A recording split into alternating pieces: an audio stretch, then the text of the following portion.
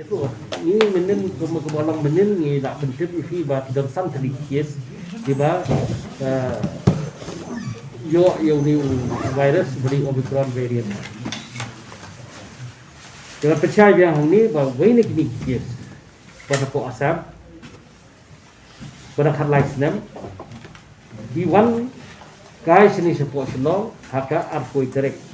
hang ti apa umling kila semi ke sampel te kadi ke sampel kadang lek kadang poi sepo nang po bakin test nam ta ka nam tahu ni virus daka RT-PCR nere kini bere siteng lenti kili phai no tingi ngin bot din ni gini ki balik phai ne ki basi sa hai ngin bot din su ngin bot din tang nang ilayo ka report te dang ilayo ka report bulang positif tingi awat dang iwat tingi syam bau ni pada menta ulali phai ka tu kuju kasi kan sa sini tak ada menen mengiyo Omicron kadang ya dia tak report ke bohong ba sa halang gerding mo ka ini gitu biasa mereka ngap percaya bau ni hak tu ke apa terki li phai no ina pintu sport ibor ki beri pet ya kadi bentar po asal buat uni udah ni po asal menta kidak accident uni lesu hiru umdan sebentam dan ye ki kimi pa ki bawan lang ka uni kilong negatif but ibalang positif bobet hinaw ni kamot ditang ini merah baru hakta senang berkisah po asal dan kamot bentang kita tentang south yes arteli kikis ki bang itu ni po saiden kidai ki bang inata sedu afsau alkitki aku afsau terek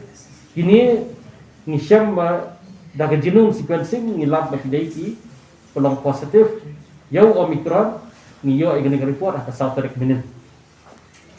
di kumbagalang hi namata COVID-19 barakat ngilap hen ginang ki ski barakat ini kita jam lari kawan iway ibadai bawan apa kata iba isolate haye ibalong positif ini ru